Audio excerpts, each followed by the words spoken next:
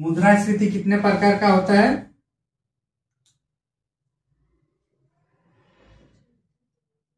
रेंगती हुई, चलती हुई,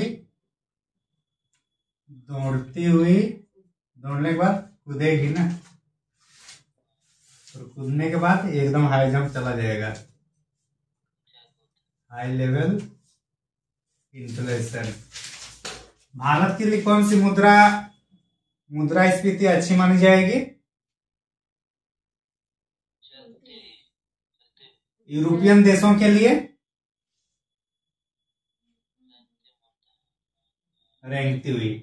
ये भारत और जो अफ्रीकन देश है उसके लिए भी चलती ही अच्छा रहेगा, क्योंकि दौड़ती हुई वो फिर विकास में बाधा पहुंचाता है। तो अगर बोला जाता कि कौन सी मुद्रास्फीति विकास में बाधा का लक्षण देखने को मिलता है कौन सी मुद्रास्फीति में, तो किसमें होगा? दौड़ती हुई में। अभी जो हाल फिलहाल में 1-2 साल पहले जो इसका एग्जाम्पल हम लोग को देखने को मिला था श्रीलंका में, ठीक है ना। उसके बाद हम लोग क्या पढ़े हैं कल? M0 M1 एक बार पढ़े थे, M1 M2 M3 M4। M1 equal to C plus demand deposit plus other deposit. M2 equal to M1 plus डाकघर में बचत जमा। M3 equal to M1 plus banking में टाइम डिपॉजिट। और M4 equal to M3 plus डाकघर का जितना होगा समस्त इसमें आ जाएगा, समस्त जमा इसमें आ जाता है। M1 M2 इक्वल टू संकीर्ण, M3 M4 विस्तृत। M0 को आरक्षित मुद्रा कहा जाता था, इसको उच्च हाई लेवल मनी भी कहा जाता है। M0 equal to M3 by sorry M0 equal to जनता के पास जितना पैसा है प्लस RBI के पास जितना पैसा है प्लस गवर्नमेंट के पास जितना पैसा है, मतलब M0 इसलिए इसको क्या बोला जाता है? आरक्षित मुद्रा। ठीक है। फिर जो मुद्रा गुणांक है, मुद्रा गुणांक इक्वल टू क्या लिखे थे हम लोग? M3 by M0। इतना हम लोग कल के क्लास में किए हैं, सबको याद है? और नहीं याद है तो बार बार देखते रहना पड़ेगा।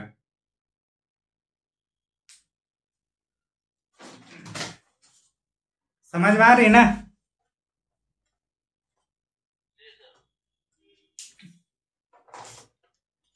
सबसे ज्यादा तरलता किसमें होगा? M1 या M4 में? सबसे ज्यादा तरलता किसमें होगी? M1 M2 M3 M1 में। सबसे कम तरलता M4। हाँ,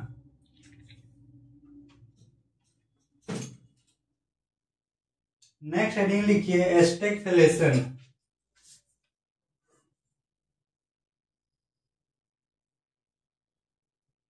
स्टैगफ्लेशन हिंदी में भी इसको स्टैगफ्लेशन ही कहा जाएगा, देवनागरी लिपि में बस स्टैगफ्लेशन लिखना है। बाकी और भी अगर प्योर हिंदी में जाइएगा तो मेरे को भी समझ में नहीं आता और आप लोग को भी नहीं आएगा लगता है। निस्पंदन इतना याद रहेगा? लग रहा है कोई साइंस का टर्म है, तो इसको हटाइए, स्टैगफ्लेशन याद रखिए। इसमें क्या होता है देखिए, इसमें एक ही साथ इन्फ्लेशन भी रहेगा और मंदी भी रहेगा। मंदी मतलब पैसे की कमी मार्केट में और इन्फ्लेशन मतलब पैसे ज्यादा भी होगा। तो ये जो दोनों एक साथ रहे और इस टाइप से अगर अर्थव्यवस्था का अपना रूपरेखा का ग्रह धारण कर लेता है कि महंगाई भी हो और मंदी भी हो, तो ये देखिए दोनों पूरे भारत के लिए नहीं होगा। मान के चलिए पूरे भारत में दोनों एक साथ नहीं होगा। हो सकता है किसी एक में महंगाई हो, बाकी में मंदी हो, या फिर किसी एक पूरे जगह मंदी हो लेकिन किसी एक सेक्टर में महंगाई हो। समझ में आ रहा है ना? तो ये जो दोनों आपकी विशेषताएं देखने को मिलेगी, ये पूरी अर्थव्यवस्था में नहीं देखने को मिलेगी, कोई एक सेक्शन में होगा। एग्जाम्पल कोरोना टाइम होला। कोरोना के टाइम में मंदी था कि नहीं था? क्योंकि काम धाम सब खत्म हो गया था तो मंदी था।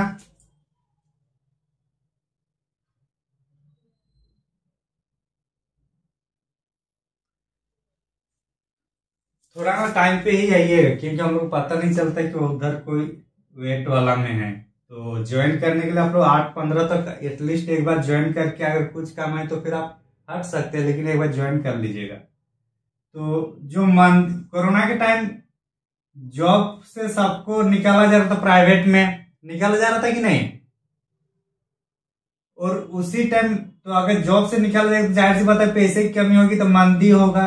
मंदी था कि नहीं कोरोना के टाइम? इसके लिए तो आप लोगों का बुक पढ़ना नहीं चाहिए ना? आप लोग देखे हैं ना 2020-21? नहीं देखे हैं क्या? हाँ, तो मंदी था क्योंकि प्राइवेट जॉब ज्यादातर वो फिर हटा रहे थे।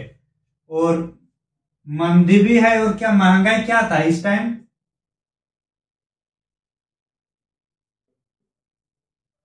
खाद्यान्न चीजें भी महंगाई हो गई थी। साथ ही साथ जो हेल्थ वाला जो है मेडिसिन वो भी थोड़ा महंगे हो गए थे। तो क्या हुआ एक्चुअली हम लोग के यहाँ महंगे इसलिए हो रहा था क्योंकि सप्लाई ज्यादा हो नहीं पा रहा था और डिमांड ज्यादा था। क्योंकि अचानक तो डिमांड मतलब अचानक मान के चलिए भारत में सब ठीक ठाक चल रहा है, इतना पॉपुलेशन है, प्रोडक्शन सब हो रहा है, यहीं पे कंज्यूम हो रहा है। और अचानक अगर ये काम करने बंद जाएगा, ये यूनिट बंद हो जाएगा और बाहर दूसरे देशों से भी इसकी प्रतिस्थापित करने के लिए कुछ मतलब जो यहाँ उत्पादन हो रहा है वो आ नहीं रहे और ये भी बंद है, तो जो व्यक्ति लोग का जो डिमांड था वो अचानक बंद होगा कि वो रहेगा ही डिमांड जो इतने सालों से चलता आ रहा है। जो डिमांड था वो अचानक तो बंद नहीं हो सकता है ना, भले यहाँ सप्लाई बंद हो गया था। फास्ट फूड कहाँ खाने मिल रहा था? दुकान में, और घर में जितना बनाने बना सकते हैं। ये सब क्या होता है? ये सब के चलते मतलब मंदी और महंगाई दोनों अगर देखने को मिले तो उस टाइप से जो अर्थव्यवस्था होता है उसको हम लोग बोलते हैं स्टैगफ्लेशन की स्थिति है। समझ में आ गया स्टैगफ्लेशन क्या है? जिसमें इन्फ्लेशन और मंदी दोनों देखने को मिलता है, उसको स्टैगफ्लेशन कहा जाता है। समझे?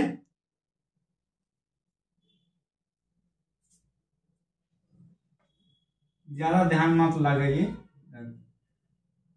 बस दो याद रखना है, कोरोना टाइम वाला है ये और कुछ नहीं।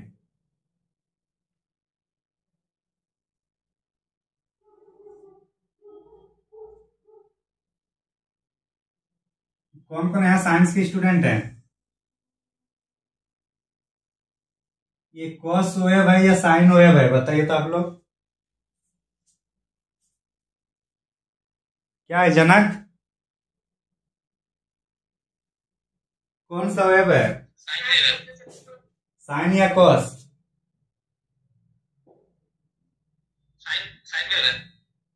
साइन 0 डिग्री का कितना होता है?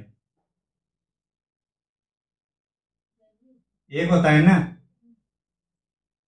और कॉस? Cos 0 degree 0। तो कहाँ से शुरू हुआ है? हाँ, कॉस वेव है। कौन सा वेव है?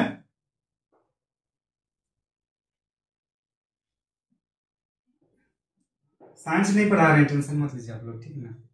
ये है हम लोग पढ़ क्या रहे हैं, मुद्रास्फीति। सामान्य दर, इस लाइन को हम लोग मान रहे हैं जीरो को अलग। कौन सा हम लोग किसको सामान्य दर मान रहे हैं, जो जीरो है। जैसे जैसे सामान्य दर से बढ़ेगा तो क्या होगा, महंगाई होगा ना। हम लोग क्या बोलेंगे, अगर 2 से 3 महीना अगर लगातार किसी वस्तु या चीजों की अगर उसकी कीमत में वृद्धि देखी जाती है तो उसको हम लोग मुद्रास्फीति कहते हैं, हाँ कि नहीं। तो यहाँ अगर यहाँ से बढ़ रहा है, इसका दाम यहाँ तक जा रहा है, तो इसको हम लोग मुद्रास्फीति कहेंगे कि नहीं कहेंगे इसको।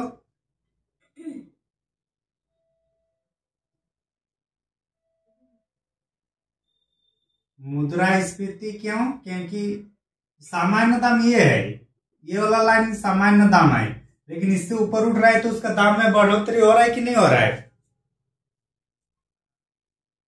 अरे बोलिए आप लोग, होगा। तो सामान्य दर से अगर ज्यादा हो रहा है तो क्या बोलेंगे हम लोग, उसको मुद्रास्फीति हो रहा है। ये इसका चरम बिंदु है, क्योंकि हर एक चीज का एक लिमिट होता है, उससे ज्यादा वो नहीं जा सकता है। बोलते हैं ना, हर एक कपाप का भी एक लिमिट होता है, घड़ा होता है, उसी टाइप से। अब यहाँ इसको मुद्रास्फीति मतलब क्या होता है, इन्फ्लेशन, इन्फ्लेशन ही कहते हैं ना।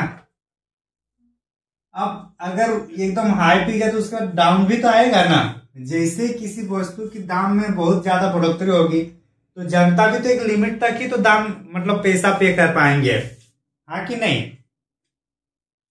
तब लोगों को लगता है कि ज्यादा दाम हो रहा है, इसको थोड़ा कम लेंगे, कुछ दिन बाद खरीद लेंगे, अभी अगर उतना जरूरी नहीं है। तो धीरे धीरे क्या होगा, दाम कम होगा कि नहीं होगा। हाँ, तो इसको डिसइंफ्लेशन कहते हैं, इन्फ्लेशन। इंग्लिश ही याद रखिएगा क्योंकि हिंदी बहुत डिफिकल्ट जाएगा।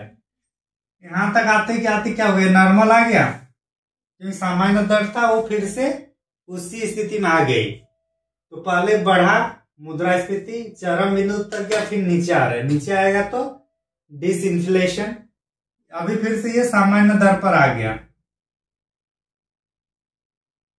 सामान्य दर से मंदी में क्या होता है, धीरे धीरे नीचे जा रहा है, यहाँ एकदम नीचे चला गया। तो जो नीचे जाएगा उसको हम लोग क्या बोलेंगे, मंदी बोलेंगे कि नहीं बोलेंगे।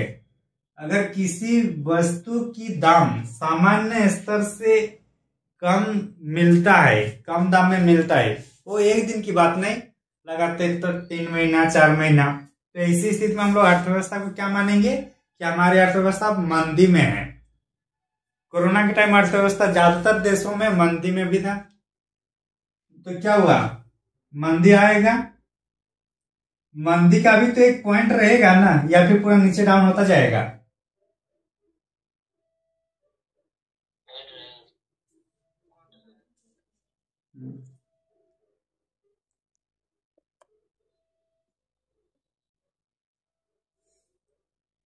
एक मिनट,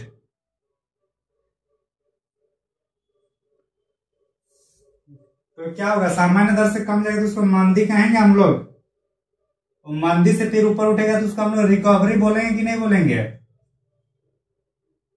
कि रिकवरी हो रहा है। तो सामान्य दर से जब नीचे आएगा तो उसको हम लोग क्या बोलेंगे, मंदी। और इसको अगर इंग्लिश में देखेंगे तो डिफ्लेशन।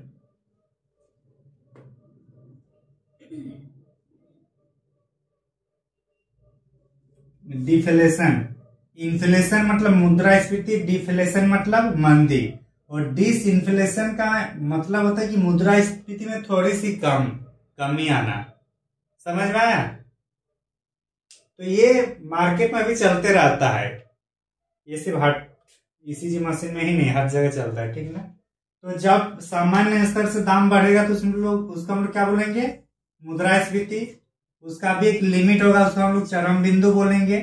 चरम बिंदु बाद धीरे धीरे नीचे जाएगा, लेकिन सामान्य दर से ज्यादा। तो क्वेश्चन ये बोला जाता है, क्वेश्चन रहता है कि डिसइंफ्लेशन क्या है, सामान्य दर से कम, सामान्य दर से ज्यादा, या मुद्रास्फीति से कम, मुद्रास्फीति से कम। तो तीनों स्टेटमेंट सही है या गलत है। पहला ऑप्शन है कि डिसइंफ्लेशन क्या है, पहला पॉइंट सामान्य दर से कम है, दूसरा है सामान्य दर से ज्यादा, तीसरा है ये मुद्रास्फीति का जो उच्च बिंदु है, टॉप पॉइंट, उससे कमी। इनमें से कौन सा सही है? 1 2 3, 1 3 2 3 या नॉन, किसमें सही होगा?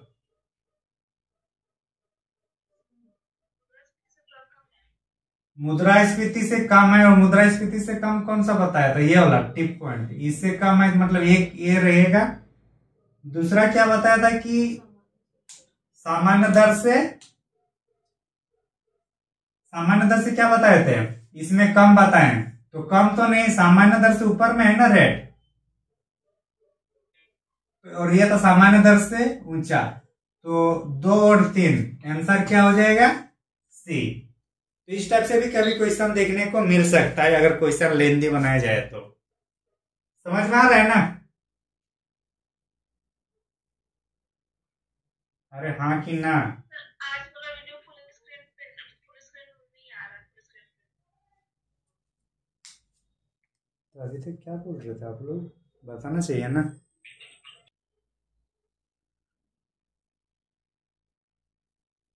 तो समझ में आ गया ना? इसको इन मुद्रास्फीति का चक्र कहा जाता है। क्या कहा जाता है इसको?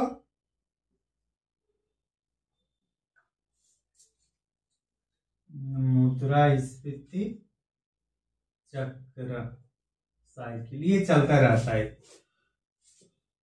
लिख लिया ना सब?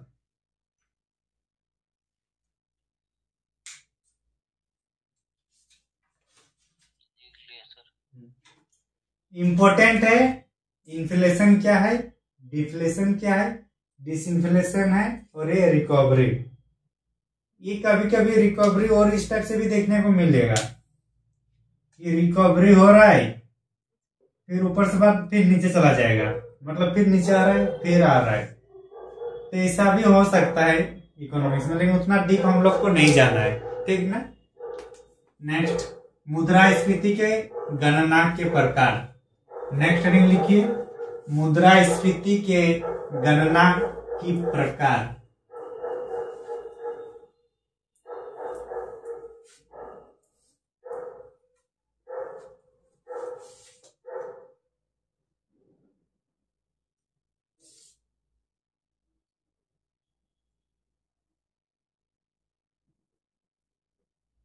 दो मेथड होता है, एक सूचकांक विधि होता है,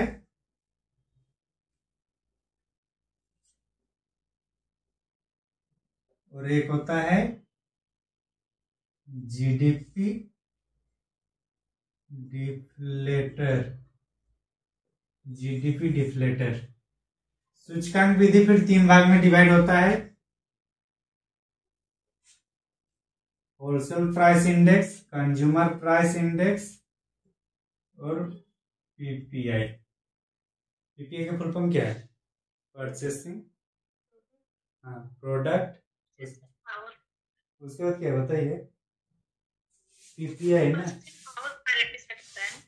क्या बोल रहा है?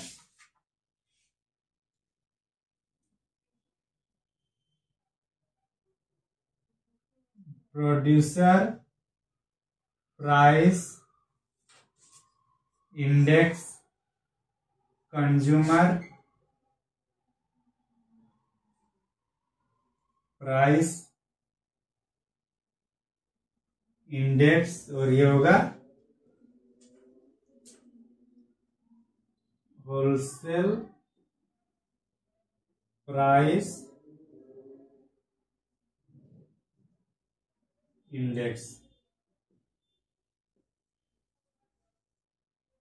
Wholesale price index, consumer price index और प्रोड्यूसर प्राइस इंडेक्स। ये कौन सा विधि है? ये सूचकांक विधि के 3 भाग में डिवाइड किया जाता है।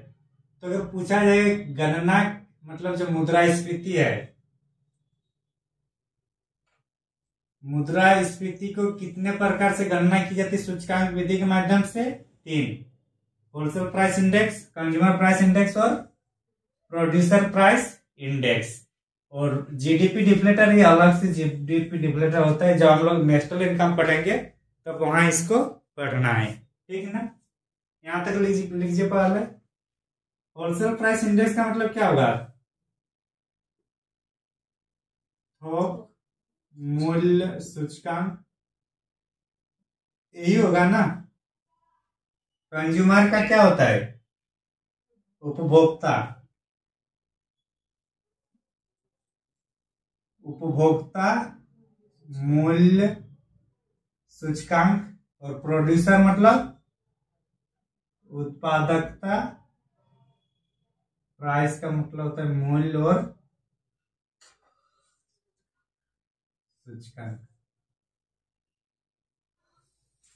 लिख लीजिए फटाफट।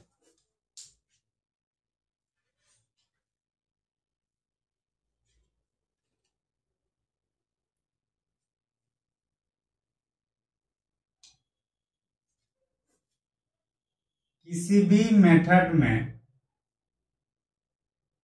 सूचकांक विधि प्राप्त करने के लिए हम लोग को 3 चीजों का जानना या समझना जरूरी है, जानकारी होना जरूरी है, तभी जाके WPI, CPI या PPI हम लोग निकाल पाएंगे। तो पहले इसको लिख लीजिए, उसके बाद इसमें चर्चा करेंगे सूचकांक की विधि में।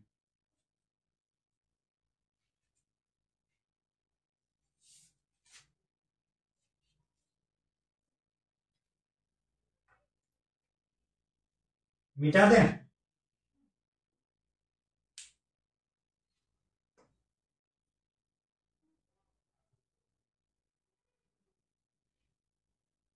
तो सूचकांक विधि जो है, इसके तहत जो हम लोग WPI, CPI और PPI जो हम लोग निकालते हैं, जिससे हम लोग महंगाई की स्थिति को समझते हैं। तो जो सूचकांक विधि है कैसे निकालेंगे, इसका भी तो कुछ होगा ना क्राइटेरिया। तो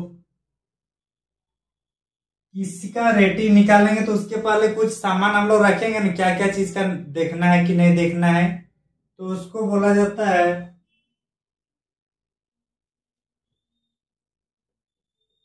बास्केट ऑफ गुड्स एंड क्या सर्विसेज है क्या, गुड्स एंड सर्विस। बास्केट मतलब क्या होता है? टोकरी। तो टोकरी मतलब कोई एक ये होगा, मतलब ऐसे बॉक्स टाइप से मान के चले, बस समझने के लिए। उसमें जो जो वस्तु को डालेंगे बस उसी वस्तु का हम लोग मतलब सूचकांक विधि प्राप्त कर पाएंगे। सभी वस्तु का नहीं लिया जाता जो हमारे आसपास देखने को मिल रहा है, या किसी एक वस्तु का भी नहीं। मतलब कुछ चुनिंदा वस्तुओं को रखा जाएगा, उसका सैंपलिंग किया जाएगा, उसका फिर मतलब जो रेट है उसके आधार पर फिर हम लोग महंगाई है या नहीं है। जैसे मान के चलिए इसमें दूध होंगे, दूध, दही, चावल, राशन का जो भी सामान है, राशन, फर्नीचर, तो जो भी मतलब इस टाइप से जो प्रोडक्ट जो गुड्स होंगे उसका एक लिस्ट बनाया जाएगा। और उस लिस्ट के हिसाब से, उस लिस्ट के औसत हिसाब से अगर उसका दाम बढ़ रहा है तो हम लोग बोलेंगे कि महंगाई की स्थिति है। अगर घट रहा है उसका औसत जितना यहाँ गुड्स रहेगा, अगर घट रहे होंगे तो हम लोग बोलेंगे मंदी की स्थिति की ओर अग्रसर या और उधर जा रहे हैं। तो basket of goods and service का मतलब समझ में आ गया ना।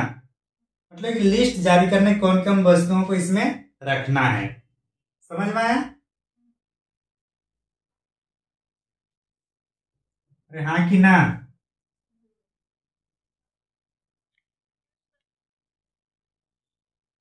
जी सर। जी सर ना। भूख लग रहा है क्या जी? आवाज ही नहीं निकल रहा है। दूसरी बात, अभी का रेट ये कम है या ज्यादा है, इसको कंपेयर करने के लिए कोई एक आधार वर्ष रखना होगा ना, कंपेयर करने के लिए, हाँ कि नहीं?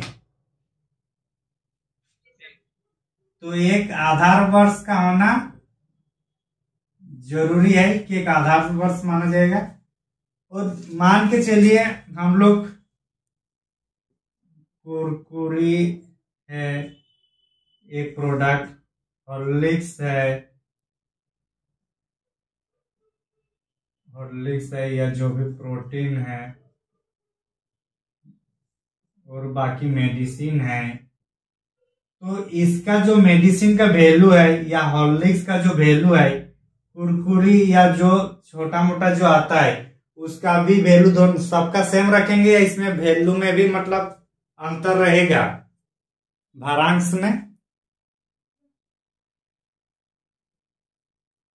अरे आप कहाँ हॉर्लिक्स की अगर तुलना करिएगा 10 रुपया 5 रुपया का कुरकुरी में, तो अंतर होगा कि नहीं होगा? हाँ, कुरकुरी का दाम इसमें क्या पता चलेगा, पहले भी 5 रुपया 10 रुपया था, अगर महंगाई ज्यादा हो रहा है तो क्या यहाँ 15 पीस था, अब 12 पीस कर देगा छोटा छोटा, लेकिन उससे उसका रेट उतना पता नहीं चलता है ना।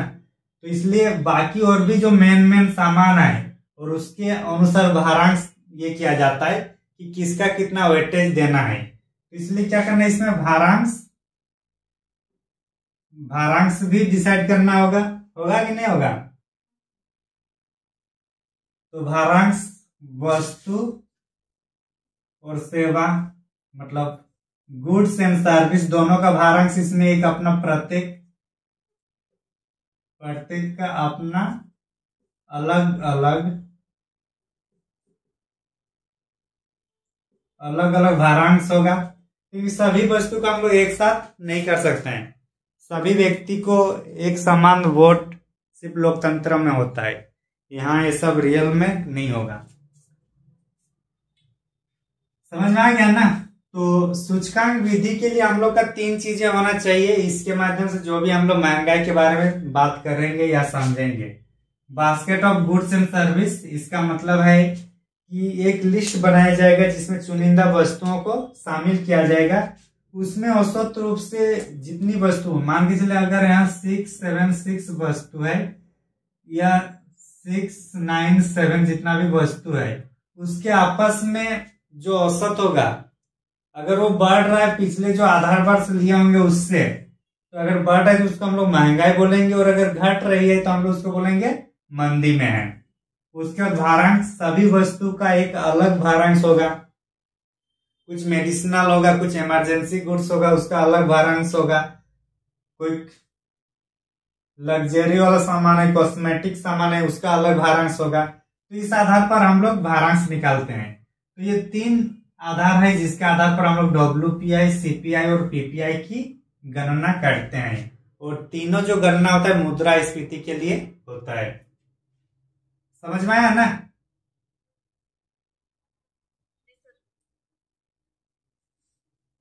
चलिए हेडिंग लिखिए, WPI wholesale price index.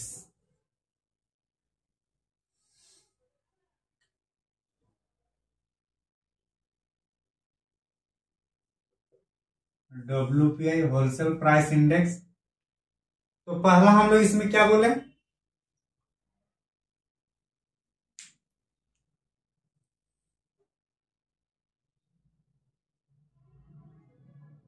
Wholesale price index में क्या बताए थे पहला जो सूचकांक?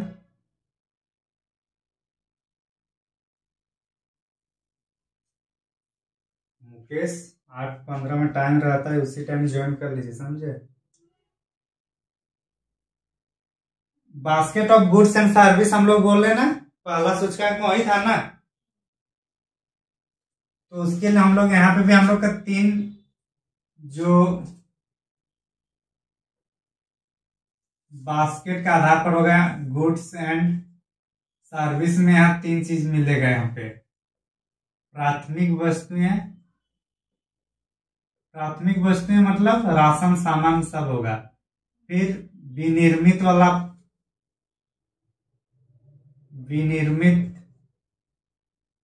उत्पाद और ईंधन।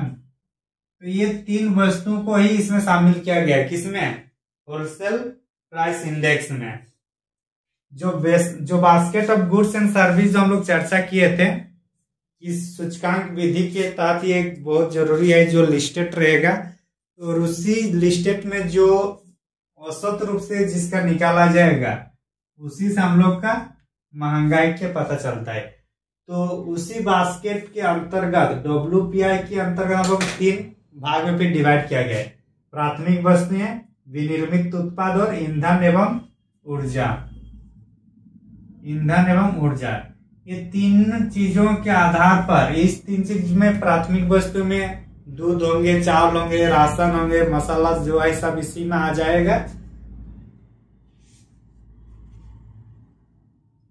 ये सब मिला के टोटल 697 वस्तुएं हैं। कितना वस्तुएं हैं टोटल? तीन भाग में डिवाइड कर टोटल कितना वस्तुएं हैं? अभी 697 वस्तुएं हैं जो basket of goods and service की जो सूची है उसमें रखा गया है। ये इतनी जो वस्तुएं हैं इसी में औसत निकाला जाएगा और उसी के आधार पर फिर डिसाइड किया जाएगा कि महंगा है या नहीं है। समझ में आ रहा है? अब क्या होगा, आधार वर्ष भी बात किए थे कि नहीं कि आधार वर्ष होना चाहिए? तो पहले ये आधार वर्ष 2004-05 को रखा गया था, 2004-05 रखा गया, लेकिन प्रेजेंट में ये 2011-12 के आसपास चल रहा है। अभी पहले अगर ये देखा जाए तो 676, पहले ये 676 था और अभी कितना है? 697। मतलब इसके पहले वाला में तो अभी ये वाला है और अभी इधर आधार वर्ष कौन सा है? 2011-12 और कितनी वस्तुएं अभी? 697। पहले कम वस्तुएं थी, 676 थी, अभी बढ़ के 697 हुआ, क्योंकि ये मतलब अपडेट होते रहता है, समिति बैठती है तो फिर इस आधार पर। अब क्या बताया था? भारांश होना चाहिए कि नहीं?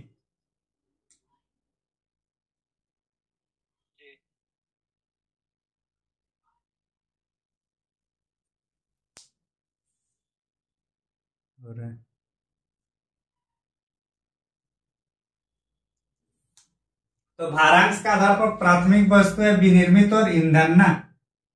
तो प्राथमिक वस्तु में इसका देखा जाए 22.62,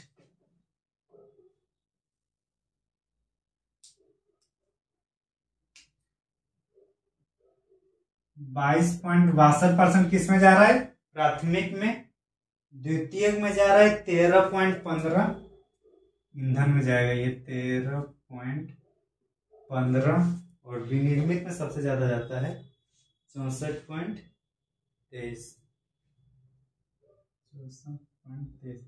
ये इसलिए नहीं लिखा रहा हूं कि आप लोग को ये याद रखना है, इसलिए लिखा रहा हूं क्योंकि यहां से हम लोग को कुछ फैक्ट निकल जाएगा। इस डेटा को एनालिसिस करेंगे तो हम लोग को क्या फैक्ट निकलेगा बताइए। तो आप लोग कितने दिन आप लोग बिल्ली का बच्चा बनिएगा, बंदर का बच्चा बनिए और बताइए ये ऊपर वाला लाइन से क्या फैक्ट हम लोग को बनेगा। क्वेश्चन यहां से, इस लाइन से, इस बॉक्स से क्वेश्चन बताइए फटाफट क्या बनना चाहिए।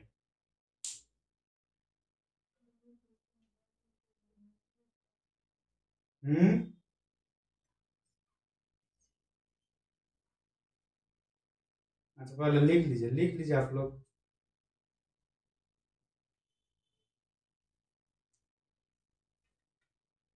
लिखना हुआ कि नहीं हुआ? बंद।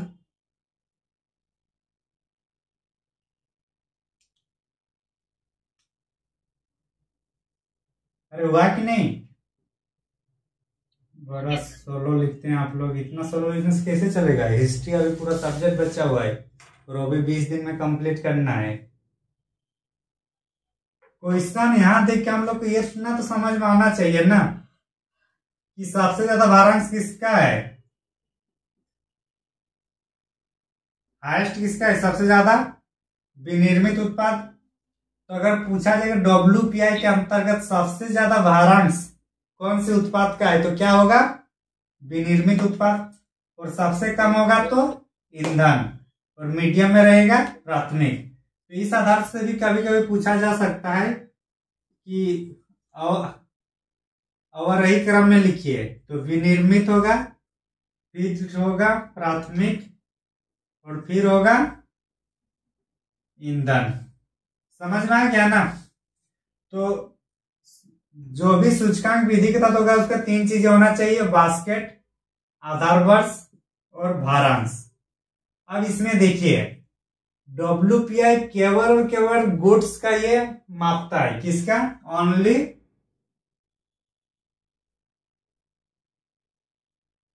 गुड्स। गुड्स मतलब वस्तु। अरे होलसेल मार्केट आप लोग जाते हैं तो वहां कोई कामगार या श्रमिक को बोलते हैं क्या चलो होलसेल रेट में काम करोगे? कहीं बोलते हैं क्या आप लोग? या खेत में बानिहार अगर अड़ाने जाते हैं तो बोलते हैं क्या कोई होलसेल रेट है क्या? हाँ नहीं। तो जाहिर सी बात है होलसेल होगा तो वस्तु का ही होगा, कोई सर्विसेज का नहीं होगा। तो WPI ओनली फॉर गुड्स, वस्तु। 3 इसके चीज हो गए बास्केट्स में, प्राथमिक, विनिर्मित और ईंधन। विनिर्मित का सबसे ज्यादा 64 पॉइंट, प्राथमिक का 22 और ईंधन का 14। मान के इसको राउंड फिगर में कर लीजिएगा। आधार वर्ष पहले 2004-05 था, अभी कौन सा किया गया है? 2011-12। पहले टोटल वस्तुएं थी 676, अभी टोटल वस्तुएं हैं 697। भारांश तो आप देख ही लिए हैं। ये सिर्फ होलसेल प्राइस इंडेक्स के लिए होगा। ये मासिक आधार पर होगा, मतलब ये जो सूचकांक जारी होगा क्या? मंथली होगा, मंथली होगा। दूसरा, अगर ये सूचकांक जारी करेगा तो कोई ना कोई संगठन होगा कि नहीं होगा? अरे हाँ बोलिए, होगा कि नहीं होगा? तो उसके लिए होगा आर्थिक सलाहकार कार्यालय। ये इंपॉर्टेंट है, आर्थिक सलाहकार कार्यालय से इसकी गणना होती है। कौन सी? आर्थिक सलाहकार कार्यालय। आर्थिक क्या होगा? Economically advisory office, EAO office का नाम है। और ये कौन से मंत्रालय के अधीन होगा? वाणिज्य एवं उद्योग मंत्रालय। वाणिज्य एवं उद्योग मंत्रालय। वाणिज्य एवं उद्योग मंत्रालय का एक डिपार्टमेंट है जिसका नाम है आर्थिक सलाहकार कार्यालय। यहाँ से WPI का मासिक रूप से यहाँ सूचकांक निकाला जाता है। सबसे ज्यादा भारांश विनिर्मित का है, फिर प्राथमिक का है, फिर ईंधन है। 64, 22 और 14 हाईएस्ट है विनिर्मित में। इसमें सिर्फ गुड्स का होता है। बास्केट में होगा प्राथमिक, विनिर्मित और ईंधन। आधार वर्ष 2011-12, टोटल वस्तु है 697।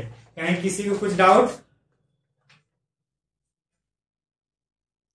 नहीं सर। हाँ, नेक्स्ट टॉपिक लिखिए, क्या था? CPI।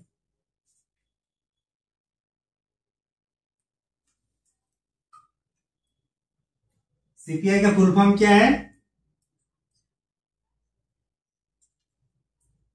Consumer price index. Consumer price index.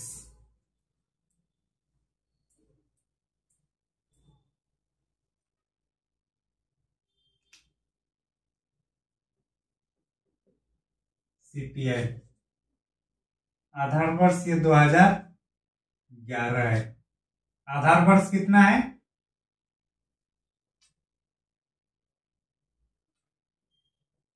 कितना है आधार वर्ष?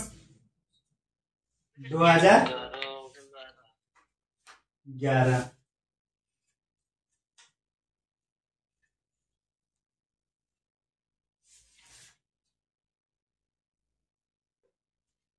CPI ये संयुक्त रूप से आजकल आ रहा है। तो संयुक्त रूप में कौन कौन सा होगा? CPI R से क्या होगा और CPI U से क्या होगा? बताइए, आप लोग रीजनिंग भी पढ़ते होंगे। R और U, R से रूरल और U से अर्बन। तो ये दोनों आजकल संयुक्त रूप से निकाला जाता है CPI संयुक्त को। CPI का आधार वर्ष 2011 है। इसमें जो बास्केट होगा,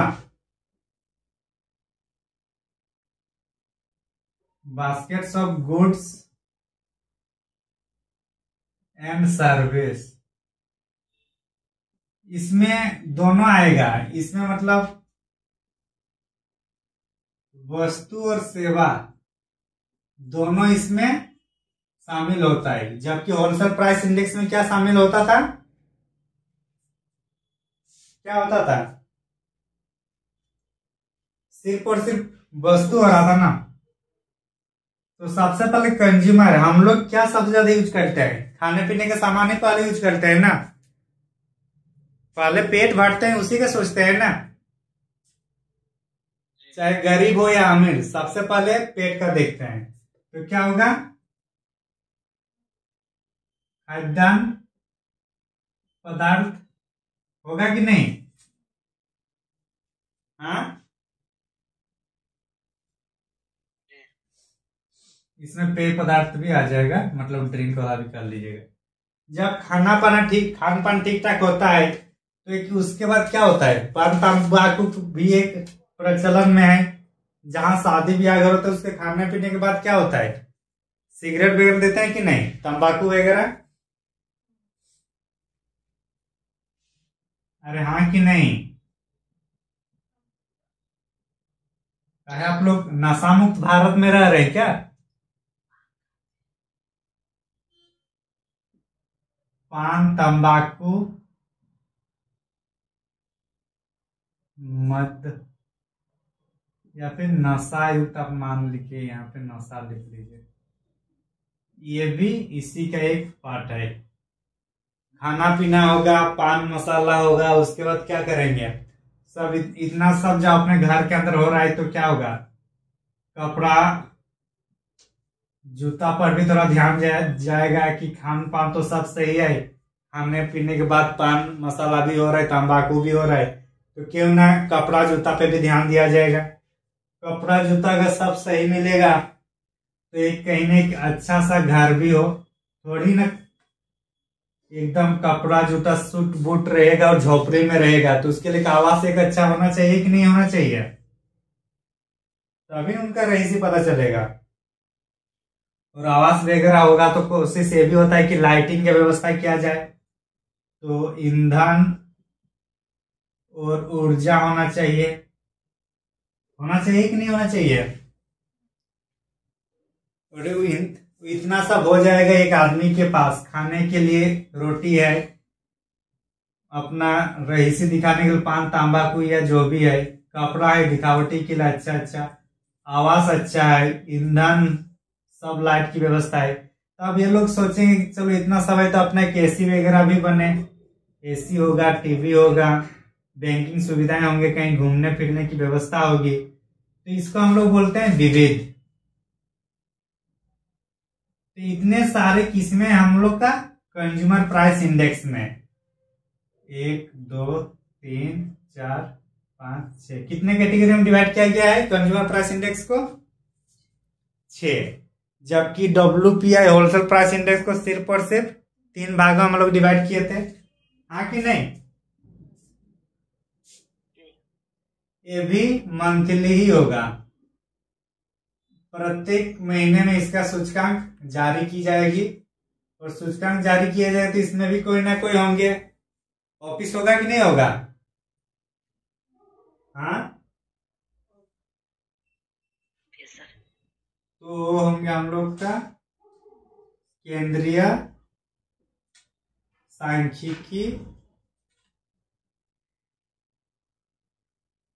सांख्यिकीय कार्यालय, और इसका ये डिपार्टमेंट होगा, तो इसका मंत्रालय क्या होगा, क्या है, सांख्यिकी मंत्रालय अलग से एक है,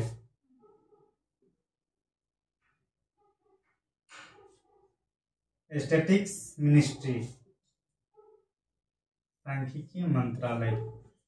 तो सीपीआई को कौन निकाल रहा है, केंद्रीय सांख्यिकी कार्यालय, CSO, सेंट्रल स्टैटिस्टिक्स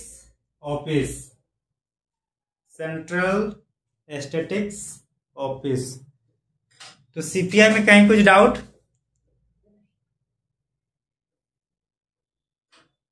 भारांश उसी के आधार पर होगा, उसमें एक्चुअली उतना डीप नहीं जाना है हम लोग को।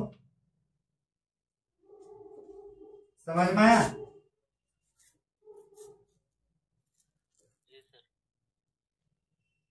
नेक्स्ट कौन सा था? पीपीआई ना, प्रोड्यूसर प्राइस इंडेक्स। क्या है?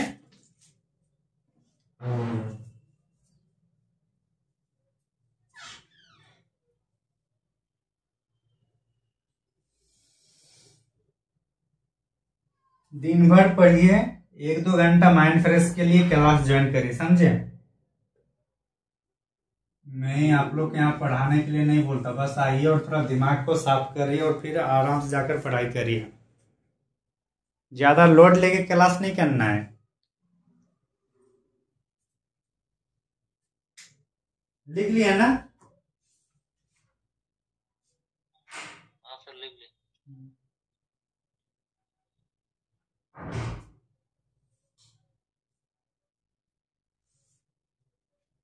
क्या है? प्रोड्यूसर प्राइस इंडेक्स ना। इसमें भी क्या होगा? औसत निकाला जाएगा। किसका? जो प्रोड्यूस किया जाएगा। प्रोड्यूस मतलब उत्पादक। तो कोई कच्चा माल है, मतलब कोई कंपनी उत्पादक, जैसे मार्कर बन रहा है, मार्कर बन रहा है, तो मार्कर के लिए इसमें क्या डालेंगे हम लोग? इंक डालेंगे कि नहीं डालेंगे? एक इसका बॉडी डालना होगा। फिर क्या होगा? इसके ऊपर जो प्लास्टिक का है तो उसको क्या बोलेंगे हम लोग? कुछ रेपर इसमें डालना है।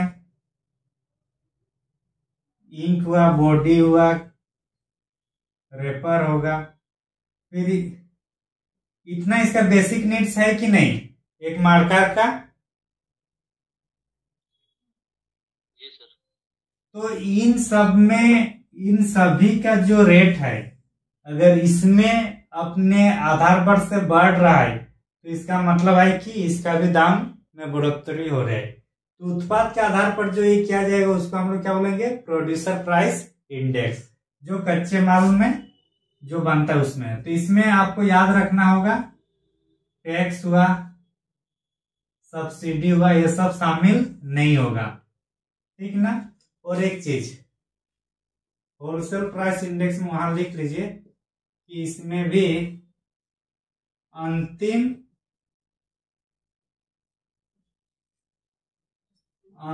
वस्तुओं की क्या दर, अंतिम वस्तुओं को शामिल किया जाता है। अंतिम वस्तुओं को शामिल किया जाता है किसमें? Wholesale price index. अंतिम वस्तुओं का मतलब है कि अगर ये मार्कर है तो ये मार्कर ये अभी कंप्लीट है कि ये पूरा कंप्लीट नहीं हुआ? अभी जो आप देख रहे हैं ये कंप्लीट मार्कर है कि नहीं है? क्या सोच रहे हैं? हाँ, ढक्कन है तो कंप्लीट है। ढक्कन नहीं है तो इसलिए, अगर ढक्कन होता तो ये कंप्लीट होता है, लेकिन इसमें ढक्कन नहीं है तो ये अंतिम वस्तु नहीं है। तो अगर इतना दूर भी बना तो भी हम लोग उसको WPI में नहीं रखेंगे। WPI में रखने के लिए वो पूरी तरीके से ये एक यूनिट होना चाहिए। इसमें और कुछ एक्स्ट्रा ऐड करने की आवश्यकता है क्या इस मार्कर में? नहीं। तो जब किसी वस्तु को पूरी तरीके से मार्केट में लाने के लिए रेडी किया जाता है तो उस वस्तु को हम लोग बोलते हैं अंतिम वस्तु। तो होलसेल प्राइस इंडेक्स में अंतिम वस्तु का ही हम लोग गणना करते हैं। और पीपीआई में टैक्स और सब्सिडी वगैरह लागू नहीं किया जाता है। आधार वर्ष इसका भी 11-12 ही होगा। कितना आधार वर्ष? 2011-12। और ये भी मंथली आधार पर गणना की जाती है। और ये भी करेगा CSO, सेंट्रल स्टैटिस्टिक्स ऑफिस। जितना भी सूचकांक है WPI को छोड़कर सब CSO निकालता है, ठीक ना? WPA कंप्लीट हो गया ना? जी सर। हाँ, इसमें जितने भी प्रोडक्ट्स होगा सबको इसमें शामिल किया जाएगा।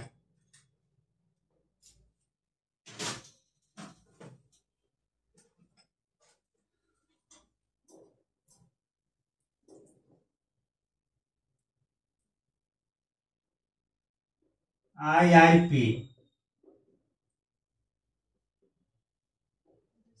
इंडेक्स ऑफ इंडस्ट्रियल प्रोडक्शन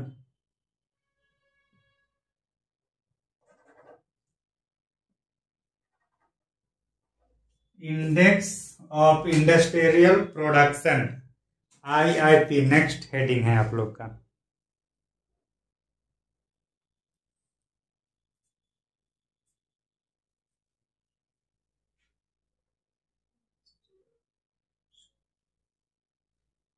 इसमें भी क्या होगा, इसमें समझ में आ गया। इंडेक्स किसका इंडेक्स निकालना है हम लोग का? इंडस्ट्रियल जो प्रोडक्शन होगा उसका हम लोग को निकालना है, इंडस्ट्रियल प्रोडक्शन के। इसमें बास्केट हम लोग को समझ में आ गया क्या है? बास्केट में इंडस्ट्रियल प्रोडक्ट होगा, बास्केट में वही है ना। आधार वर्ष क्या होगा? 2011-12 भारांश देखते हैं। ये इंपॉर्टेंट है क्योंकि यहां से क्वेश्चन पूछा जाता है। भारांश में एग्जैक्ट डेटा हम लोग ये नहीं करेंगे, लेकिन जो सबसे पहले है उसको लिखेंगे। रिफाइनरी सबसे ज्यादा है, उसके बाद है बिजली, उसके बाद क्या है? रिफाइनरी, बिजली, इस्पात,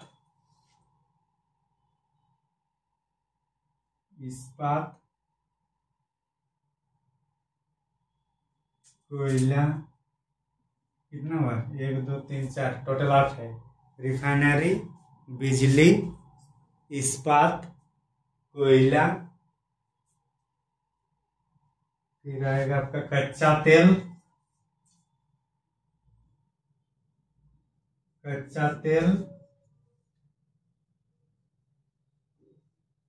प्राकृतिक गैस, कितना हुआ? 1 2 3 4 5 6, फिर होगा सीमेंट,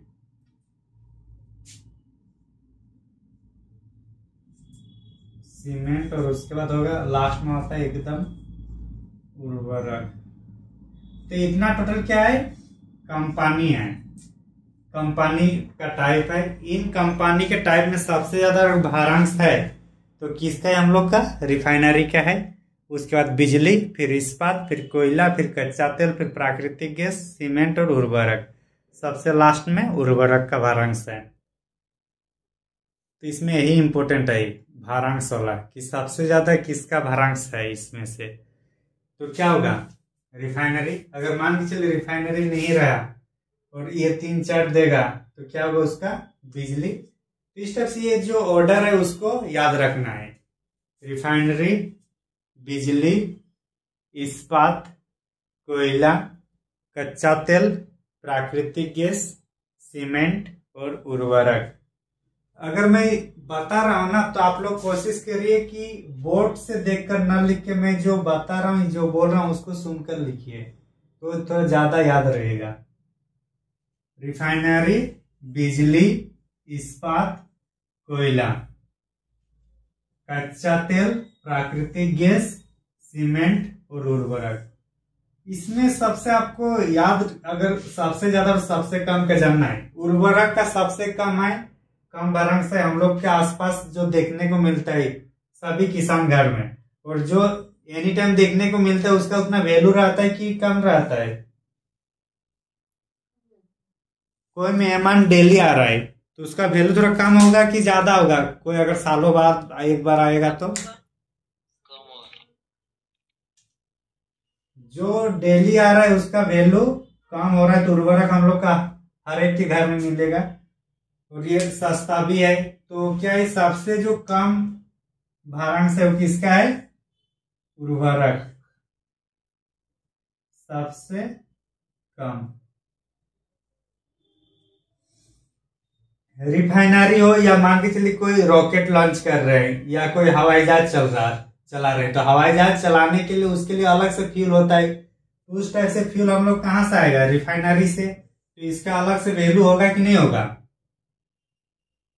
हम लोग यहाँ पे कच्चा तेल या प्राकृतिक गैस यूज कर रहे हैं सीएनजी पेट्रोल के लिए, जबकि यहाँ रिफाइनरी है। तो सबसे ज्यादा क्या होगा? रिफाइनरी। उसके बाद कोई भी बड़े बड़े कंपनी को चलाने के लिए एकमात्र अगर किसी चीज की जरूरत पड़ती है तो है बिजली। बिजली के बिना उतना बड़ा बड़ा मशीन को चलाना मुश्किल है, तो इसलिए बिजली रिफाइनरी के बाद आता है। और कोई भी देश की संरचना बनाने के लिए उसकी स्टील ढांचा, औद्योगिक ढांचा कितना बेहतर है ये डिपेंड करता है, क्योंकि इस्पात से ही जितना मशीन है सब इस्पात से ही बनता है।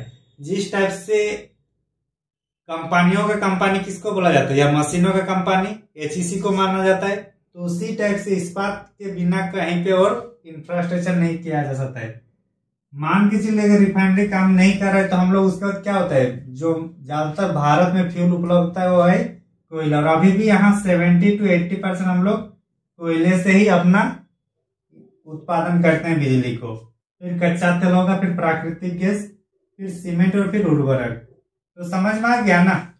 तो सबसे जो ज्यादा भारांश होगा रिफाइनरी, बिजली, इस्पात, कोयला, कच्चा तेल, प्राकृतिक गैस, सीमेंट और उर्वरक। मिटा देना, कहीं डाउट? हाँ,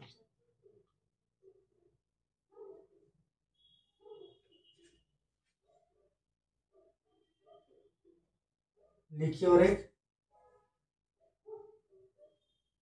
WPI लिखिए। वहां से थोड़ा एक टॉपिक छूट गया, वहां याद नहीं था, वहां जगह नहीं होगा, आप लोग यहीं पे लिखिए अलग से। WPI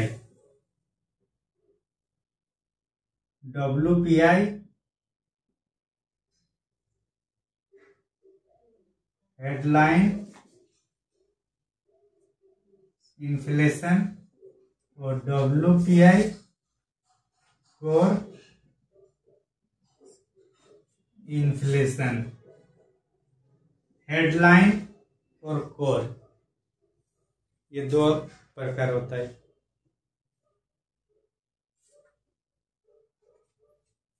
हेडलाइन जो कोई न्यूज़पेपर के हेडलाइन है, हेडलाइन भले आदमी अंदर पढ़े या ना पढ़ ले, हेडलाइन पढ़ता है कि नहीं पढ़ता है? हाँ कि नहीं? इसमें ऑल क्या होगा इसमें? गुड्स, क्योंकि WPI है ना, तो ऑल गुड्स इसमें शामिल होगा। किसमें? WPI हेडलाइन में। कोर बोल रहा है ना, तो मान के चलिए ईंधन और खाद्यान्न पदार्थ, ये तो चेंज होते रहता है ना, कभी कम डिमांड कभी ज्यादा डिमांड, ऐसे ही होता रहता है ना। पेट्रोलियम का जैसे आप लोग देखते होंगे ना, पेट्रोलियम जो पेट्रोल पंप है वहां सामने आप लोग को दिखाई देगा, जो डिजिटल बोर्ड में लिखा रहता है रेट, वो फ्लैक्चुएट होते रहता है। सुबह को कम हो सकता है, शाम को एक जगह कहीं कुछ होगा, दूसरे जगह कहीं और होगा, कहीं 97 रुपये, कहीं 95, कहीं 99 है। तो क्या वो फ्लैक्चुएट हो रहा है? तो जो फ्लैक्चुएट होता है उसको यहां से माइनस कर दो तो बनेगा हम लोग का कोर इन्फ्लेशन। तो हेडलाइन इन्फ्लेशन में अगर ईंधन और खाद्यान्न पदार्थों को हटा देते हैं तो कौन सा बनता है हम लोग का? Core inflation. समझ में आया? कोर वाला का मतलब है कि वो कोर है, वो उसी का है, वो कभी चेंज नहीं हो सकता है। जबकि मान के चलिए चेंज नहीं हो सकता, ईंधन कैसे चेंज होगा इसको हम लोग समझते हैं। ईंधन का ही पेट्रोल का दाम मान के चले अभी 97 रुपीज है। कल कहीं अंतरराष्ट्रीय कुछ वाद विवाद होता है, अंतरराष्ट्रीय स्तर पर ट्रेड बंद हो जाता है, तो इसी का दाम देखिएगा आपका 107 115 होगा। मतलब क्या हुआ? उसी प्रोडक्ट का दाम बढ़ गया, बढ़ा कि नहीं बढ़ा? खाने का चीज का कोई सामान है, यहाँ पनीर है 95, जहां ये कम रहेगा वहां 100 प्लस भी हो सकता है और भी ज्यादा होगा। मतलब जो डिमांड डेली बेसिस पे होता है कंज्यूमर के आधार पर, वो क्या होता है, उसको माइनस करते हैं हम लोग कोर इन्फ्लेशन में, समझे? हाँ, कोर इन्फ्लेशन में ईंधन और खाद्य पदार्थ को छोड़कर बाकी जितना भी पदार्थ रहेगा जो आपका बास्केट में रहेगा सभी शामिल होता है हेडलाइन में। और कोर इन्फ्लेशन में सिर्फ और सिर्फ ईंधन और खाद्य पदार्थ को छोड़कर जितना होगा सब WPI में आएगा। इसमें ऑल गुड्स है, इसमें ऑल गुड्स माइनस ईंधन और खाद्य पदार्थ। समझ में आया? मिटा देना। CPI में भी वही चीज होगा। क्या CPI हेडलाइन में ऑल गुड्स एंड सर्विस होगा, क्योंकि इसमें सर्विस भी होता है। यहाँ क्या होगा, ईंधन और खाद्य पदार्थ, यहाँ पे भी उसको हटा दीजिए। तो ये CPI का क्या हो जाएगा हम लोग का कोर इन्फ्लेशन, और CPI के हेडलाइन इन्फ्लेशन में गुड्स एंड सर्विस दोनों को शामिल किया जाता है। कुछ डाउट यहां तक?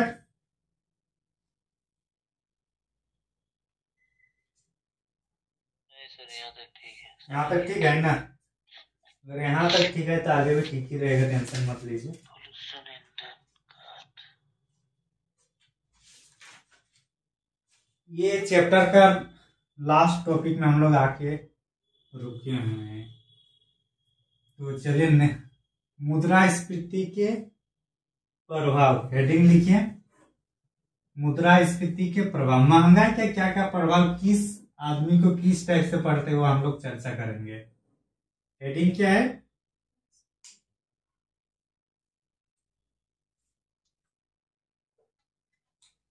नींद आ रही क्या आप लोग को? जनक चले गई क्या है?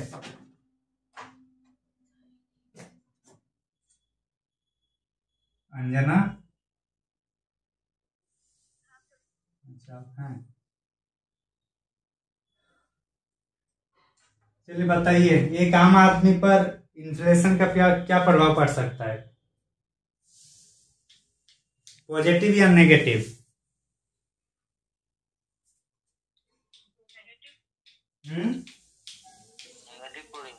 नेगेटिव या पॉजिटिव?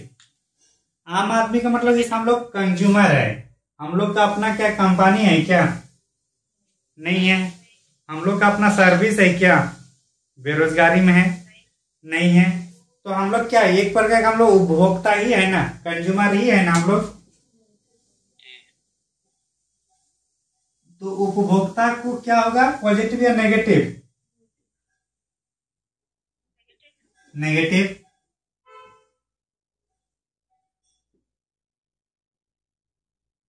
उत्पादकता वाला को उत्पादकता वाला को अगर लिमिट मुद्रास्फीति का हम लोग 4 ± 2 के आधार पर माइंड में रख के सोचना है। 2 ± हम लोग ये नहीं सोचना है कि एकदम कूदती हुई मुद्रास्फीति में पहुंच गए। कूदती हुई मुद्रास्फीति में तो सभी क्या हो जाएगा, नेगेटिव होगा। बल्कि हम लोग किस में हम लोग को सोचना है, 4 ± 2 में। तो ऐसे में अगर हम लोग क्या बोले कि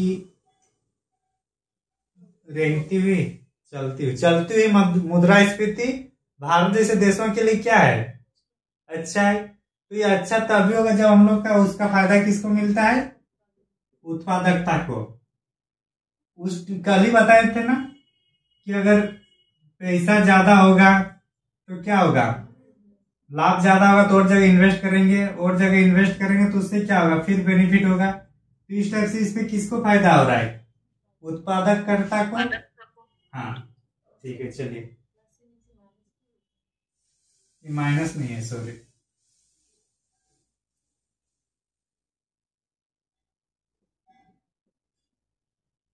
सरकारी जो कर्मचारी होते हैं या हम लोग जो चलते हैं, हम लोग का महंगाई भत्ता मिलता है कि नहीं मिलता है? जो भी सरकारी ऑफिसर बनते हैं या जो भी सरकारी कर्मचारी बनते हैं उसको महंगाई भत्ता मिलता है कि नहीं मिलता है? मिलता है। हाँ, जी सर। जी। तो जिसका फिक्स्ड वेतन है और जिसका क्या बोलते हैं उसको डीआई बोला जाता है, क्या बोलते हैं महंगाई भत्ता वाला? जी सर। डीआई बोलते हैं, क्या बोलते हैं यही ये? बोलते हैं। पता नहीं। DI महंगाई बोलते भत्ता वाला वेतन के साथ। तो जिसका फिक्स वेतन है उसका नेगेटिव होगा या पॉजिटिव इम्पैक्ट पड़ेगा? पॉजिटिव। अरे मान के चलिए मैं अभी 10,000 कमा रहा हूँ, अभी 3% महंगाई है, कल दिन 5% महंगाई बढ़ जाएगा और मेरा सैलरी 10% ही है, मतलब 10,000 ही है, तो क्या मेरे को उसी में पहले जैसा जीवन यापन चला पाएंगे या हमको मेरे को कटौती करना पड़ेगा अपना? कटौती करना पड़ेगा। हाँ, तो मतलब क्या होगा अगर फिक्स वेतन है तो नेगेटिव, लेकिन मेरा वेतन ठीक है, मेरे वेतन के अलावा मुझे महंगाई भत्ता मिल रहा है, तो महंगाई अगर 6% है तो उसके हिसाब से मेरे को महंगाई भत्ता भी ज्यादा मिलेगा। तो ऐसी स्थिति में क्या होगा? नेगेटिव तो नहीं होगा लेकिन पॉजिटिव होने का चांस है कि नहीं है? जी सर। हाँ, इतना तो समझ में आ गया, बहुत अच्छी बात है। हाँ, महंगाई भत्ता मिलता है, आपका जो सैलरी आता है उसके बाद कुछ पैसा मिलता है जो सरकार देती है कि आप महंगाई के अनुसार वो बढ़ता है। जैसे बोलते हैं ना कि शहर में रहेंगे तो 1-2 हजार ज्यादा मिलता है, गांव में नौकरी करेंगे तो 1-2 हजार कम मिलता है, तो महंगाई भत्ता है वहाँ ऐड कम ज्यादा होता है। इंक्रीमेंट अलग होता है, वो हर साल बढ़ता है।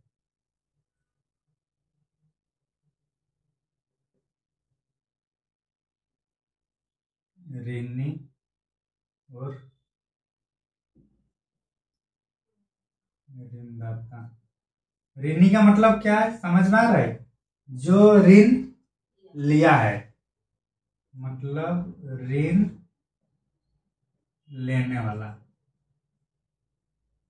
ये आप लोग का या हम लोग का जीवन का काम है। यहाँ पे ऋण लेने वाला को फायदा होगा या कम होगा अगर महंगाई होगा तो?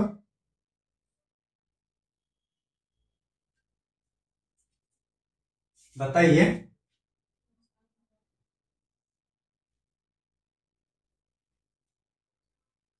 दिमाग लगाइए यार आप लोग। नुकसान होगा ना सर। होगा ना नहीं बोलना है, अगर होगा तो कैसे होगा और नहीं होगा तो कैसे होगा। जिस टाइम लिए हैं उस टाइम नहीं महंगाई बढ़ा तो फिर फायदा ही है ना सर, फिर बाद में बढ़ा तो। चलो देखते हैं, मान के चले अभी कितना चल रहा है 2025 में 26 अभी हम लोग क्या लिए हैं, किसी आदमी से 10,000 लिए हैं। कितना लिए हैं?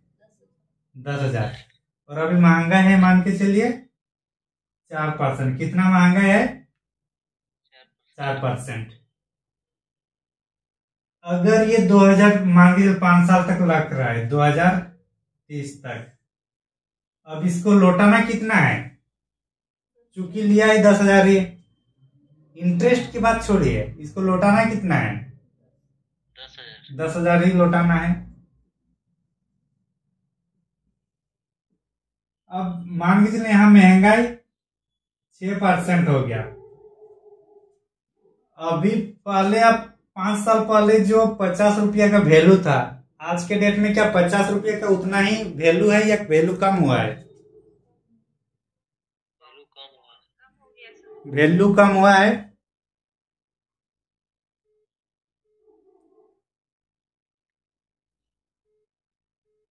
ठीक है चलिए, तो अगर वैल्यू कम हुआ तो इसके लिए बेनिफिट हुआ कि नहीं ऋणी के लिए? जी सर। जी सर। हाँ, तो अगर किसी को शादी में किसी से पैसा, और जाहिर सी बात है ये अगर अर्थव्यवस्था में कुछ अनहोनी ना हो तो महंगाई बढ़ता ही रहता है, कम नहीं होता है। अगर कुछ अनहोनी ना हो तो जैसे अचानक अगर मान के चलिए क्या हो गया, कोरोना आ गया तो मार्केट थोड़ा डाउन गया, लेकिन बाकी फिर तो ऊपर आया है कि नहीं आया मार्केट? जी सर, मार्केट फिर बूस्ट करेगी। वही सब चीज। तो उसको वो 2025 में आज जो 10,000 दिया है, 5 साल बाद उसको 10,000 देने में उतना तकलीफ नहीं होगा। तो इसका मतलब क्या है कि ऐसी स्थिति में अगर महंगाई बढ़ रहा है तो ऋणी को पॉजिटिव होगा। ऋणी पॉजिटिव रहेंगे कि नहीं रहेंगे? जी सर। पॉजिटिव। लेकिन मान के चलिए 2030 में अब क्या होगा, इतना मंदी आ गई कि अब जो 4% जो महंगाई था वो 2% पे आ गया। कितना आ गया? 2% में। और अब उसको लौटाना कितना है? 10,000।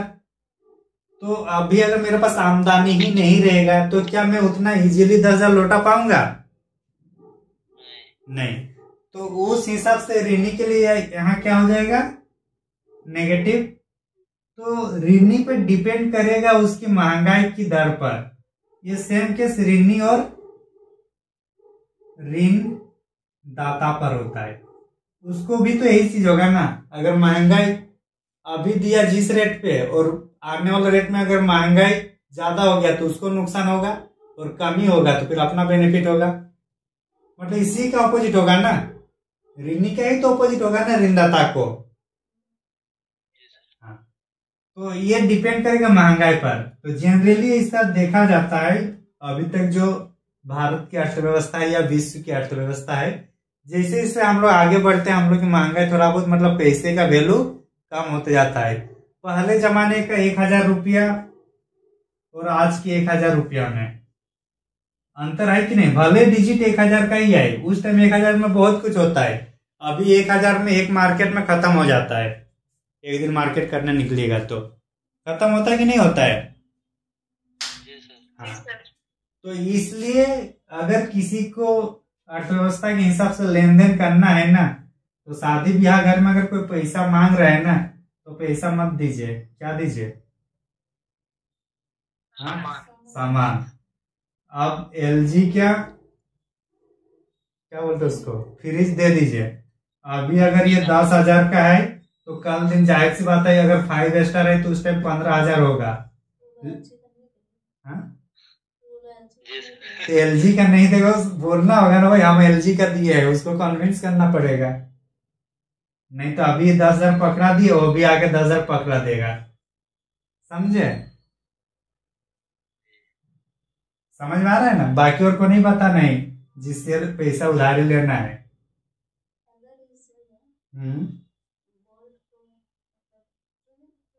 गोल्ड वो अलग है। यहाँ हम लोग महंगाई की और बात कर रहे हैं। अगर गोल्ड भी ले रहे हैं तो गोल्ड जो लेगा उसके पास बेनिफिट होगा। गोल्ड आने वाले टाइम में और बढ़ जाएगा ना उसका दाम। तो चीज है। अगर आप किसी से सोना ले रहे हैं मतलब अभी शादी ब्याह में किसी से अगर कोई सोना डिमांड कर रहा है, ठीक ना, 100 ग्राम का मान के चले अभी बना दे रहा। अभी कितना हुआ 100 ग्राम का? 1 ग्राम का कितना चल रहा है? 17,000। कितना चल रहा है जी? 10 ग्राम 1,15,000 चल रहा है सर। 1,15,000 हो गया? बाप रे बाप, बहुत ध्यान रखते हैं। क्या बात है, सोना का दुकान है क्या?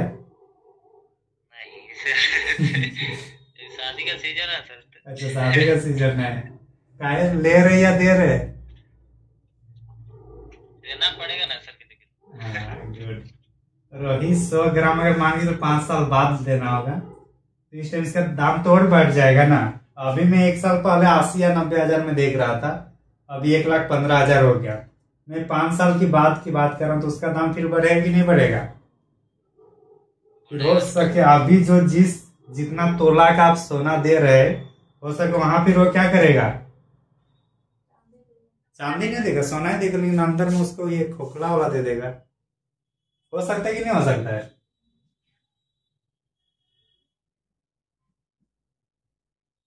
क्या समझ में आ रहा है ना?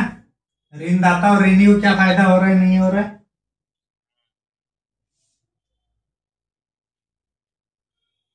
आयात और निर्यात पर और एक चीज देखिए, जो विदेश में जाते हैं, जो विदेश में काम करते हैं उसको क्या बोलते हैं हम लोग? NRI तो अरे वो अलग है महाराज, वो थोड़ा लेवल उसका ऊपर हो गया।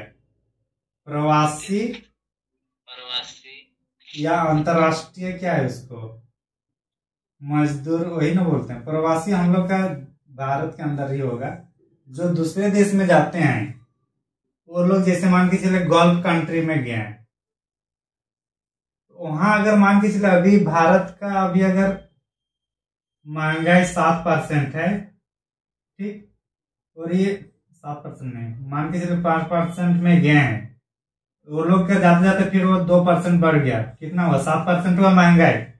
पहले अगर वहां 1 रुपया वो लोग वहां से वो एक, अगर वो लोग का अपना ये है, मान के चले कुवैत गया है, पूरा विश्व में सबसे ज्यादा वैल्यू अगर किसी पैसा का है तो कुवैती दिनार का है।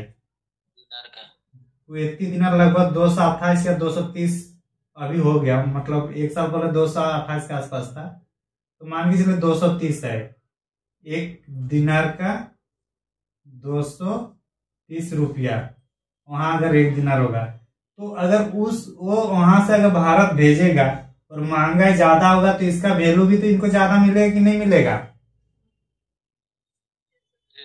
इसलिए भारत सरकार या राज्य सरकार जो प्रवासी मजदूर होता है, जो दूसरे देश को जाता है, वो उसके लिए ज्यादा अच्छा से ध्यान रखते हैं, क्योंकि वहां से पैसा हम लोग को ज्यादा आ रहा है, वहां से डॉलर आ रहा है, तो समझे। तो अगर महंगाई ज्यादा होगा तो हम लोग को जो बाहर देश, जो गल्फ कंट्री वगैरह गए हैं, वो लोग से जो पैसा भेजते हैं उससे उसको बेनिफिट ज्यादा होगा। समझ में आया ये वाला पॉइंट? अरे हाँ कि ना? हाँ सर। जी सर। आप ही लोग तो समझा रहे हैं, मैं तो बस आयात कर रहे हैं, मतलब क्या हो रहा है, उधर से आ रहा है ना। तो कोई अगर ये मान के चलिए इंडिया है और ये बाकी देश है,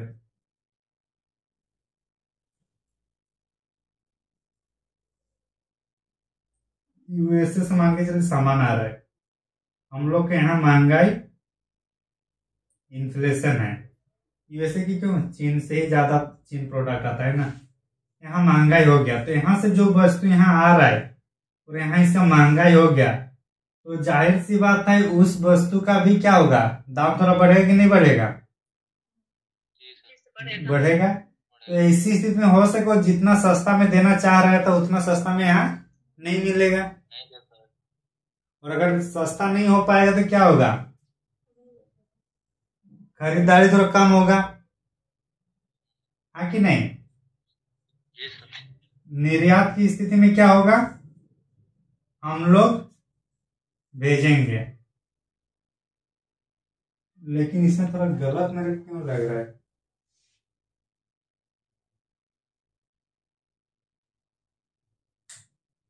इसमें गलत आप लोग समझे, देखिए तो एक बार अच्छा से।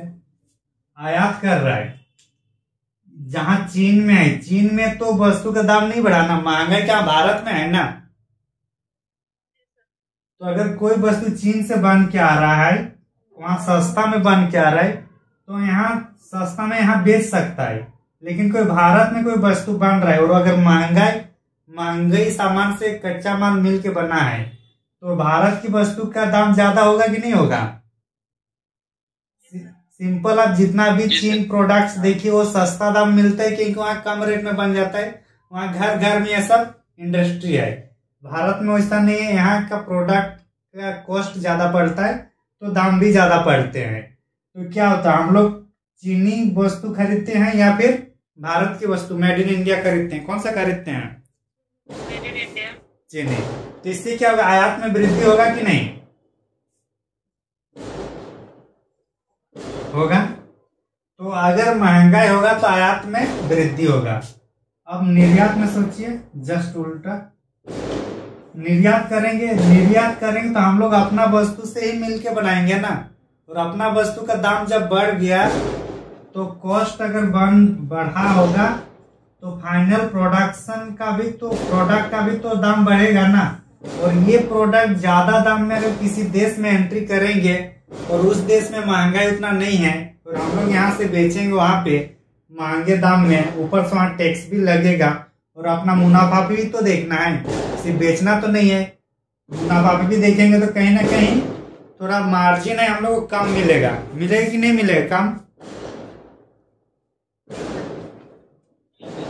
तो ऐसी स्थिति में निर्यात हम लोग का क्या होगा? नेगेटिव और आयात पॉजिटिव। समझ में आ रहा है?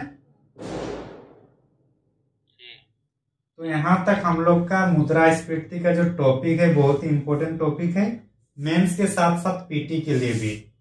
और ये वाला जो प्रभाव है ये मेंस का पॉइंट है, और पीटी में भी ये पॉइंट पूछा जा सकता है कि निम्नलिखित में से किस पर नकारात्मक प्रभाव पड़ेगा और किस पर सकारात्मक प्रभाव पड़ेगा। तो इस आधार पे आप लोग क्वेश्चन का आप लोग डील कर पाएंगे, उम्मीद करते हैं। कर पाइएगा कि नहीं कर पाइएगा?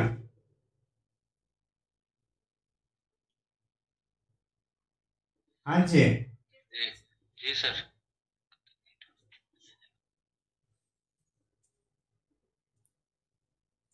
स्क्रीनशॉट एक लीजिए तो इसको भेजिएगा मेरे को।